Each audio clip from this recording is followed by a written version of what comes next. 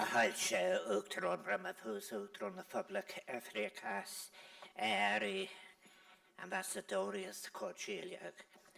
May I just say how welcome you all are. It is an absolutely splendid occasion for which I have waited, and I'm so delighted it has come to be, to welcome His Excellency President Cyril Ramaphosa.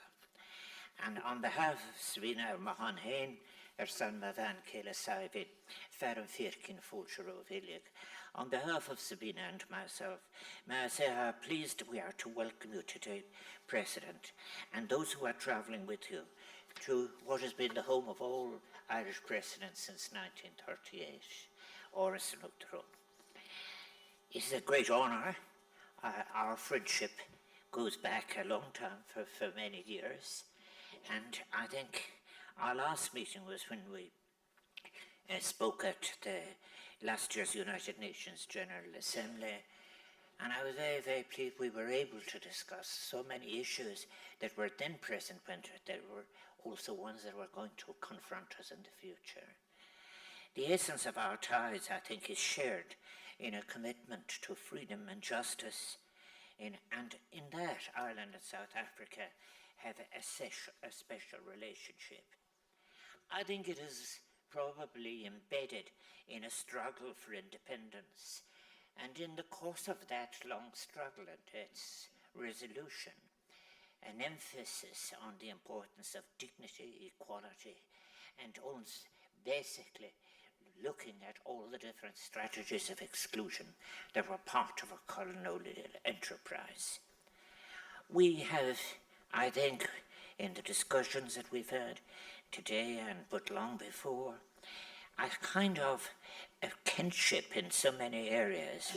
We've discussed food security, for example, and how the particular approach we've been advancing is one that breaks dependence, a kind of universal access to vaccines.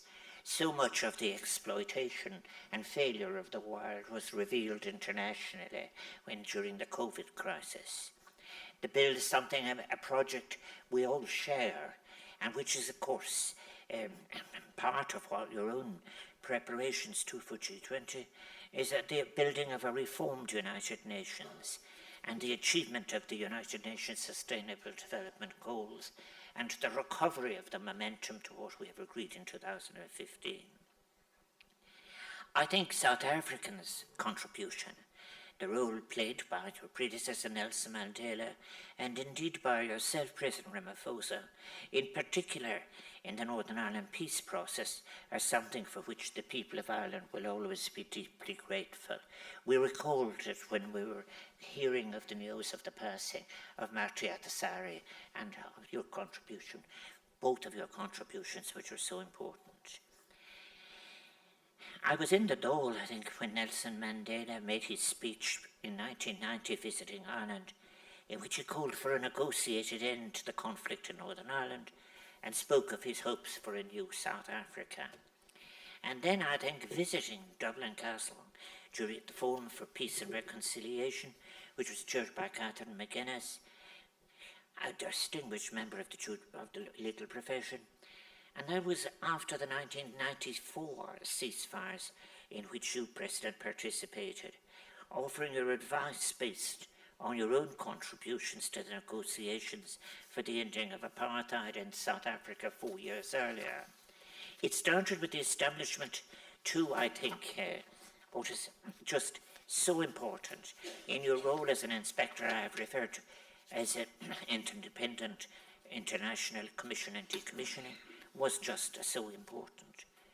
Your reaching out to the marginalised include visiting prisoners in the Maze prison, along with Maharaj. I think there's the invaluable contribution as well of the 1997 conference on the lessons of South African transition, organised by the government of South Africa in the Western Cape, which was held at a critical juncture in the peace process. Ireland, for its part, I think, stood firmly against the racist policy of the apartheid regime imposed on black South Africans. And I think, I suppose that's the time when I was meeting so many people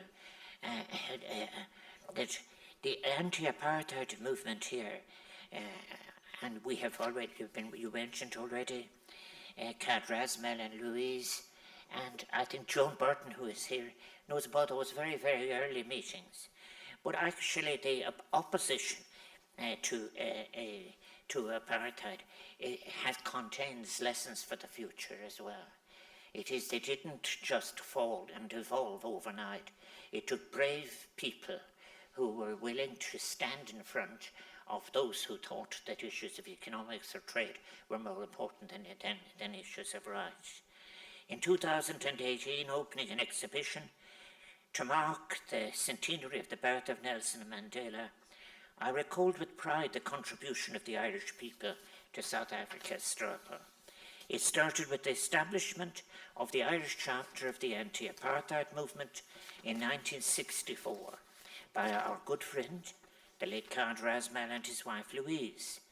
And I do want to take the opportunity to once again offer my condolences as present to the Rasmel family on the recent death of Louise, who with Cad worked tirelessly to make the recent death to make the Irish anti-apartheid movement a truly inclusive movement.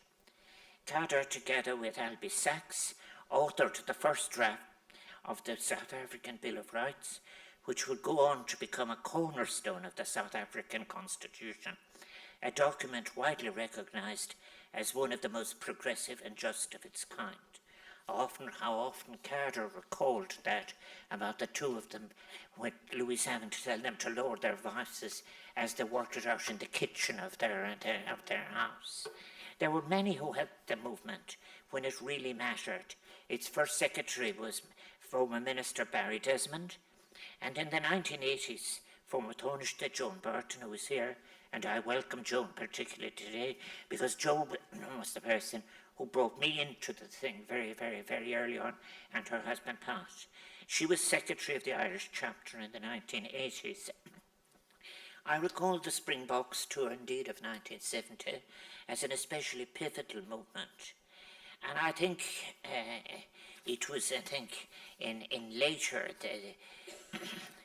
I was standing with Noel Brown outside the gate. We had a minimum, some of us, we tried to cover every gate. It was a day of pouring rain, Joan, if you remember. And I remember distinctly Noel standing there with his placard, "Box, go home." I think that in many cases too, no longer with us, a colleague of mine, Jimmy Kemme, who was organising the protests down in Limerick City. And that was a much more conflictual outing. I think that the anti-apartheid movement played a significant role in influencing the Irish government to become the first Western government to support sanctions against apartheid in South Africa in 1970. It was a touchstone moment of enormous moral and exemplary significance in the struggle that yielded emancipatory results. Mary Manning's moral action with her brave fellow Dunnes Stores workers 41 years ago, refusing to handle the sale of goods from South Africa produced under conditions of apartheid. They are taking action to demonstrate solidarity with people who have been denied basic human rights. And I'm so pleased that some of the former Dunnes Stores workers are with us this afternoon. And I also dare say as well, is that those of us who were around at the times, but remember that is that not everybody was congratulating them at that particular time. They were the ones who sailed past. And so therefore, rather like a word you use yourself, President Ramaphosa, there was need for transformation, and it happened, and it had to be encouraged. The support that was manifest between our peoples in the formative years of our story always is carried by a vibrant friendship that exists between Ireland and South Africa, which continues, I'm very happy to say, to this day. The political ties have strengthened, and I think since the end of the apartheid period, I think that Ireland's original forms of development cooperation, and that some of the ones that have been continued today, contribute to efforts to reduce gender-based violence and to help with resourcing the treatment of HIV and AIDS. A key feature of Ireland's cooperation programme is the Cadrazman Fellowship, the fully funded scholarship opportunity offered to South African students to study at master's level in Ireland. I think there are 12 currently in the postgraduate programme. I think, as well as that, I think that this will be incredibly important in sharing our efforts to support the achievement of the Sustainable Development Goals. Also, to advance the role of women in the sciences, and particularly in the corporate sector, women's participation in STEM subjects. There is, and I've been interested in some of the contemporary Irish playwrights and Irish writers, have had wonderful adaptations into African circumstances of some of our best known places. And I think South Africans and Ireland embracing Irish literature, African literature, music and dance, its adaptations, is deeply appreciated. I think the festivals and academic associations associated with the Charlotte Maxeke Mary Robinson Studies Chair. There's a connection between Western Cape and Trinity College is a very valuable connection. I think in Ireland at the present time we are home to about 16,000 South Africans. And the Irish diaspora in South Africa is smaller, but over 100,000 people in South Africa claim some sort of connection with us, which is valuable. Now, Sabina and I had the most wonderful opportunity when we paid an official visit to the Republic of South Africa in 2014. The visit demonstrated us the progress that your country had been made in healing the wounds of the past, building a foundation for the positive role that South Africa now plays in the wider region, and all of the challenges too. And what was very impressive was the way the people spoke of the challenges that they were facing and the different circumstances that stood behind them. I think that it is very, very, very much that all of the challenges that remain are challenges now, as I've been mentioning, climate change and the rise of armaments rather than of peace. The challenge of all, they are now the challenges of all humanity in achieving an economy, as we discussed privately, the economy based on sufficiency and inclusion. I think both of our countries' histories in the modern times demonstrates that peace and reconciliation are possible, even in the most trying of circumstances. And people like to see things working, and they will. President, I recall our own meeting when, in the margins of the 79th United Nations General Assembly, and we discussed all of these issues, and including the situation in Gaza, the pressing climates of climate change and food security, as well as the need to reform approaches, as I have been discussing with you, from development to an African anthropology that will serve Africa. May I take this opportunity to repeat Ireland's support for the case taken by South Africa, alleging genocide by Israel in Gaza. It has been received which has been received by the International Court of Justice. I welcome Irish lawyer Blinny Grolig, who is part of the advisory to the South Africa's legal team on these crucial proceedings. Ireland's filing of a declaration of intervention, along with other countries that have filed such declarations, is an important step. It will require asking for the interpretation of what constitutes the commission of genocide by a state to be widened. I think as well there isn't any doubt whatsoever, following the United Nations expert report, that what is taking place is genocide. I go further and say that what the text tells us is the existence of an intention of genocide. And we discussed in our own meeting in relation to the significance of dropping leaflets in the sky, giving 48 hours to 1 million people to move into what is not an area of safety, but one of death. I think that report by the United Nations Commission, as President of Ireland, I have to say, it fills me with great sorrow that what was in fact a right in relation to be independent, which is what the Palestinian state is based on, is being reduced at times into the notion of conditions that must be met. If the conditions of the abuse of the powerful are invoked, it means that the right itself is being questioned. I think that, as well as that, I paid a price myself. I must have the agony of looking on as not just those who have lost their lives, but also the malnourished children, the women feeding babies deprived of water, medicines, food. It is one of the lowest times in the history of humanity. And to call it out and to oppose it and to say that what Prime Minister Netanyahu, in support of President Herzog, is in fact it shames humanity. And I think that it is, we discussed, I mentioned it in our former meeting in a way, that the ease with which the abuse of being called anti-Semitic was used was too easily accepted in the Western world. It should have been slammed down. As for the propaganda, that it was much clearer. And I think that the fact that it works in the way that it has kept some of our European partners still silent when it is so clear what is taking place, which is a matter for their shame. I think that war and militarism have become hegemonic in our discourse.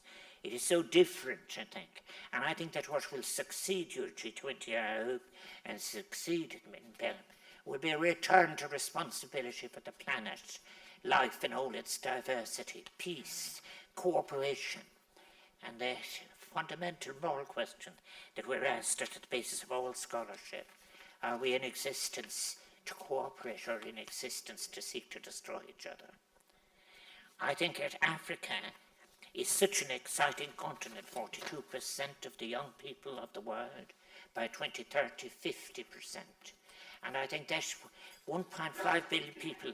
I say to many of my colleagues in Europe and around the world, every now and again, some of them say, 1.4 billion or 1.5 billion, it's a great market.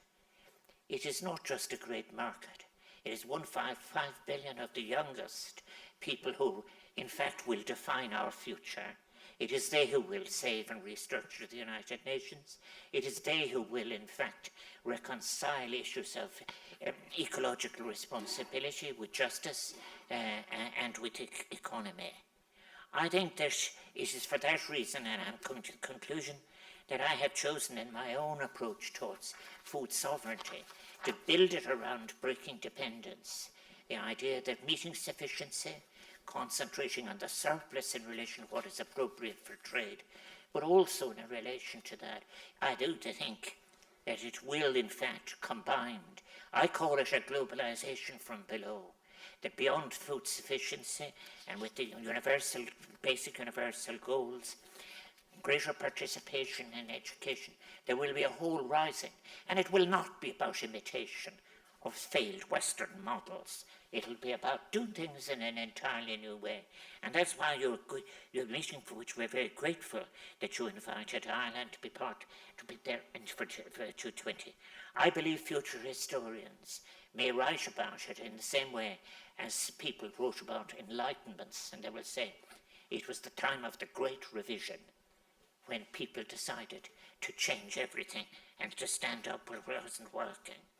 I do think there were so many areas we cooperated in the past, very much in relation to matters of LGBTQ plus matters, and I would certainly say you were going to be a staunch defender of those basic human rights issues when things are changing all around you, and other right-wing views that are being inflicted on parts of Africa will need to be opposed. South Africa's post-apartheid constitution was the first in the world to outlaw discrimination based on sexual orientation. And in 2006, South Africa became the first country in Africa to legalize same-sex marriage. It is a proud heritage and achievement to be defended. And I think that There are many people outside the major cities who do face challenges, including homophobic violence and high rates of HIV/AIDS infections. We support the efforts of your country in ensuring full inclusivity in relation to these rights, regardless of you have my support. I'm encouraged by the ever-increasing strength of cooperation, and it is underscored by your invitation to us to be present at G20.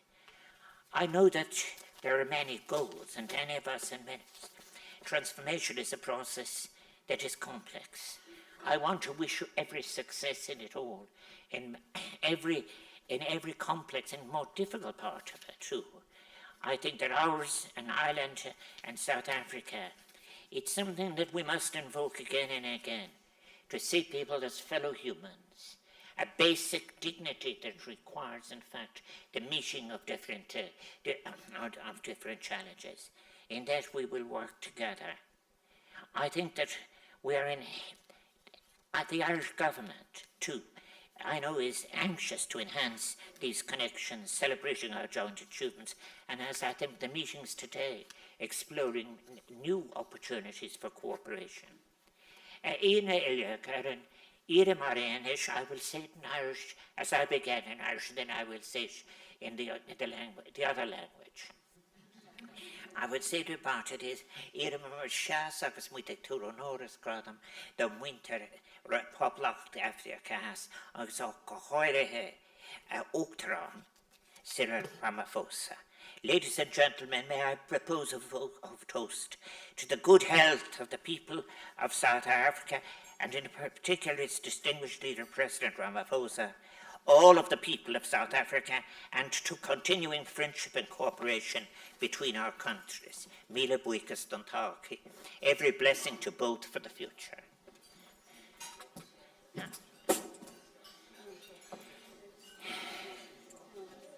President Ramaphosa and the people of South Africa.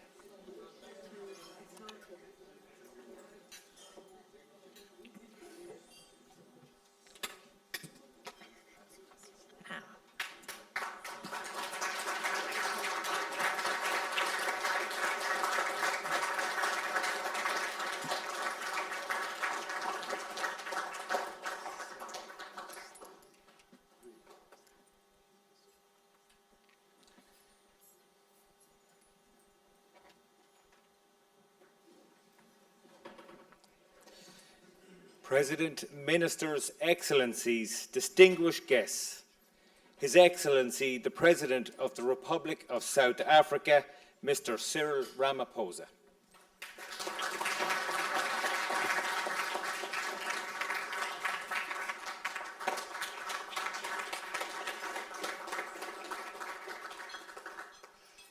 Thank you very much, Master of Ceremonies, Your Excellency President Michael Higgins and Madame Sabina Higgins, honorable ministers and distinguished guests, and particularly those who led and participated in the anti-apartheid movement, and also those who are currently continuing to support our initiative of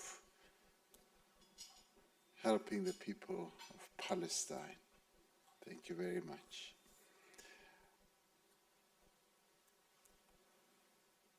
I'm truly moved by what you have just been saying, President Higgins. You are a true inspiration. And I'd like to thank you for the very wonderful remarks you have made. You will be leaving office in a few weeks, and I'd like to tell everyone here that one of the things you've promised to do is to teach me Irish. So I'll come for lessons in your retirement. Allow me to thank you most sincerely, you and the people of Ireland, but also yourself for warmly receiving me. You invited me to come when we met on the margins of the United Nations General Assembly last year, and I agreed instantaneously, because beyond our strong bilateral relationship, Ireland and South Africa share a very deep, and this morning I said eternal, fraternal bond that dates back many years. I say eternal because it's a relationship that is bound together by history, by the experiences that we have had for freedom, independence, but also by the values that we both espouse as a people, and by our outlook on the world for the betterment of humanity. We remember with gratitude and humility the support that the Irish people gave to our struggle for democracy and freedom, the struggle for our respective peoples for statehood have rendered us as kin, because there's a kindred spirit amongst us. So when we South Africans visit Ireland, it is like a homecoming. And we'd like to thank you too for having given refuge to Kada Asmal and Louise during the very dark days of our struggle, and enable Kada Asmal to grow to the gigantic figure that he became in our struggle. And as you correctly said, from these shores he was able to develop very clear ideas of what our Bill of Rights should be, and working together with Albie Sachs under the instruction from Oliver Tambo, our president, they wrote and developed the Bill of Rights that is today the foundation and the cornerstone of our Constitution. Both of them having participated in the drafting of the Freedom Charter in the 1950s. So they were deeply imbued in the whole concept of what humanity should be all about as they drafted the basic tenet of our Constitution, which is the Bill of Rights.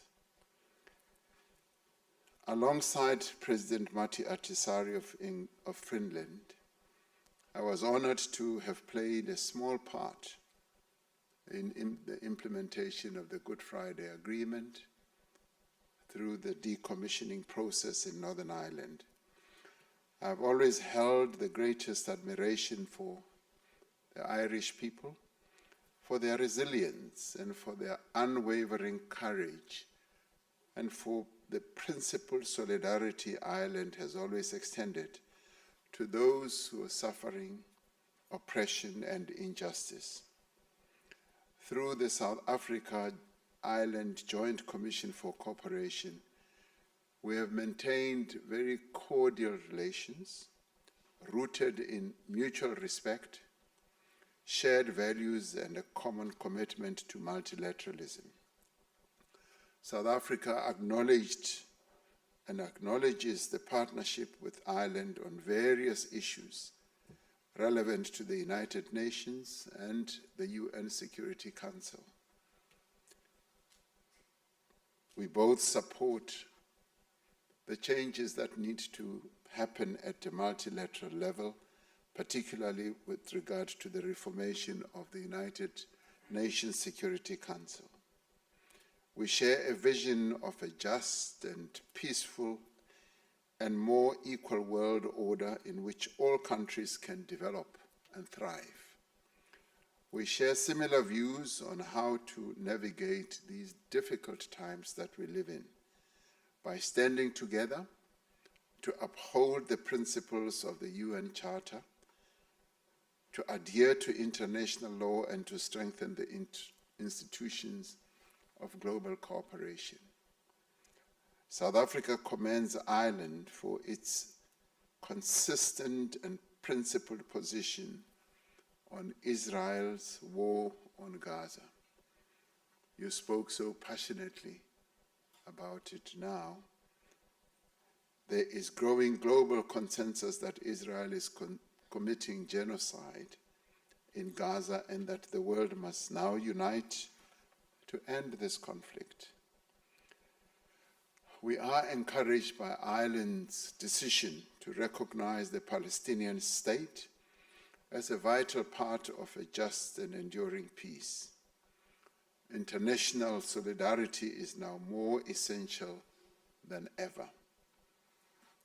It was pleasing to be present at the recently held General Assembly of the United Nations when more than 142 countries spoke out in recognition of a Palestinian state, Ireland and South Africa and many others being amongst them. The pursuit of peace through dialogue and diplomacy is now more essential than ever before. That is why South Africa has repeatedly called for dialogue and negotiation to resolve various conflicts around the world, be it in Gaza, in Russia and Ukraine, and in the DRC, Democratic Republic of Congo, and also in the Sudan right now. We continue to emphasize the importance of achieving peace in all conflicts through negotiation rather than force. Just over a decade ago, we welcomed you to South Africa as part of your 3-country tour of Africa. On that visit, you had the opportunity to engage with leaders from government and business on strengthening economic ties between our 2 countries. South Africa is Ireland's largest trading partner in Africa, with imports ranging from aircraft to data processing, machinery to pharmaceutical products. According to the Embassy of Ireland in Pretoria, South Africa imported approximately 46 million euros of Irish whiskey last year. And without making my colleagues who have traveled with me envious, you have, amongst the gifts that you have gifted me, is a wonderful bottle of Irish whiskey, for which I thank you. And as you said, only to be taken after work. And I will stick to that. This is one of the many Irish traditions that we South Africans cherish and celebrate. A number of South African companies have invested in Ireland, just as several Irish companies have an established presence in our country. We are keen to strengthen and deepen these ties and build links between Ireland and South Africa and the African continent more broadly. Our partnership in development continues to grow from strength to strength. The Kader Asmal Fellowship, which you spoke about, named for South African freedom fighter, for Kader Asmal, who was a South African freedom fighter, is one of such great examples of cooperation. Since it was established in 2012, the fellowship has provided scholarship opportunities to more than 100 South African students at master's level in Ireland's higher education institutions. The Embassy of Ireland has provided funding for research projects and study visits between Irish and South African universities.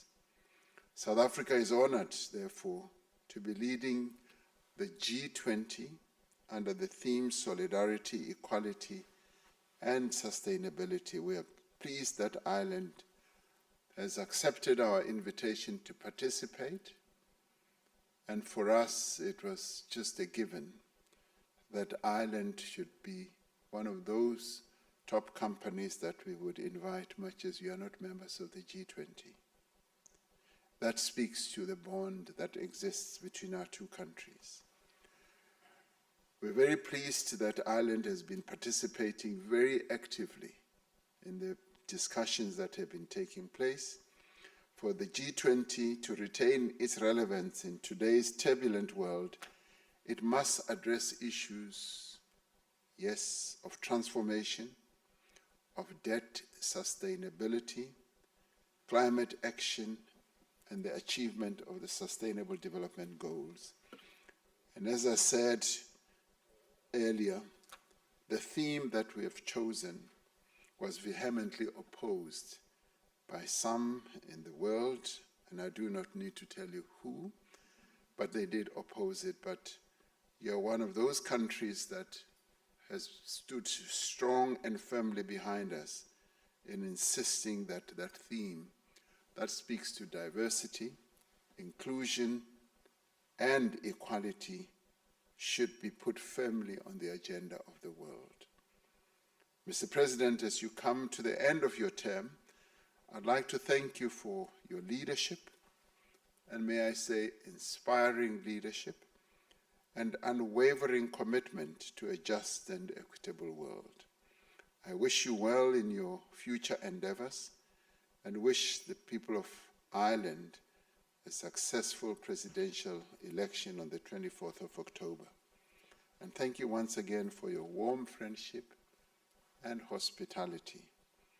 And I also wish you well in your endeavor of trying to teach me Irish. Let me see whether you will also succeed in that. Thank you very much. Thank you. Oh, and I must therefore invite you to a toast to wish President Higgins and the people of Ireland the very best. I'm sorry that it's not a glass of Irish whiskey, but that will be reserved to me alone when I get back to South Africa. Thank you very much. Thank you. Cheers.